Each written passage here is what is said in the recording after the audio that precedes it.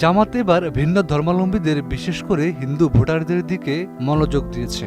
দেশের বিভিন্ন এলাকায় দেখা যাচ্ছে জামাত নেতারা সনাতন ধর্মাবলম্বীদের সঙ্গে যোগাযোগ বাড়াচ্ছেন, লিফলেট বিতরণ করছেন এবং সনাতনী কমিটি গঠনের উদ্যোগ নিচ্ছেন।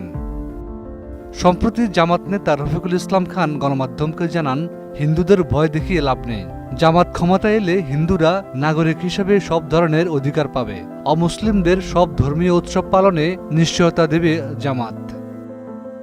ঝিনাইদহের উমেদপুর ইউনিয়নের জামাত নেতা মোহাম্মদ শওকত আলী জানান, আমরা কয়েক মাস ধরে সনাতন ধর্মের অনুসারীদের মধ্যে কাজ করছি। তারা রাজনৈতিকভাবে আমাদের সমর্থক হয়েছেন। তিনি বলেন, কেন্দ্রীয় নির্দেশনা অনুযায়ী স্থানীয় পর্যায়ে হিন্দু জনগোষ্ঠীর সঙ্গে দাওয়াতি কার্যক্রম চলছে।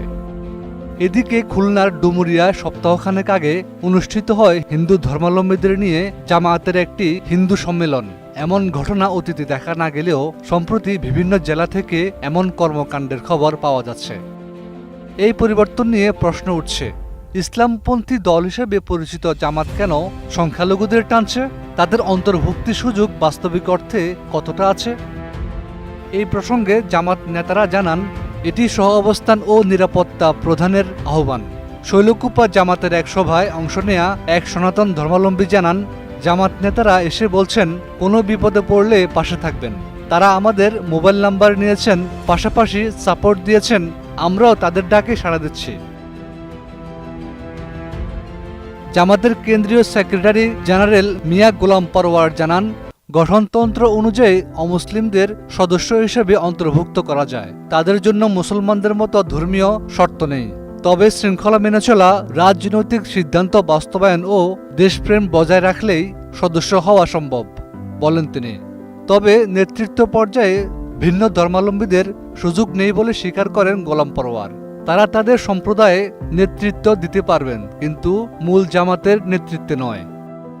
এই বিষয়ে বাংলাদেশ হিন্দু বৌদ্ধ খ্রিস্টান ঐক্য পরিষদের ভারপ্রাপ্ত সাধারণ সম্পাদক মনীন্দ্র কুমার নাথ জানান, জামাত একটি ধর্মভিত্তিক দল। সেখানে ভিন্ন ধর্মের সদস্য অন্তর্ভুক্তি বাস্তবে কোনো পরিবর্তন আনবে না। এটি ভোট বাড়ানোর কৌশল মাত্র। রাজনৈতিক বিশ্লেষকদের মতে দেশের মোট জনসংখ্যার প্রায় 10% সংখ্যালঘু ভোটার। ফলে কয়েকটি আসনে তাদের ভোট নির্বাচনের ফল নির্ধারণ করতে পারে। আওয়ামী লীগ নিষিদ্ধ থাকার প্রেক্ষাপটে জামাত হয়তো এই ভোট ব্যাংকে নতুন সম্ভাবনা দেখছে।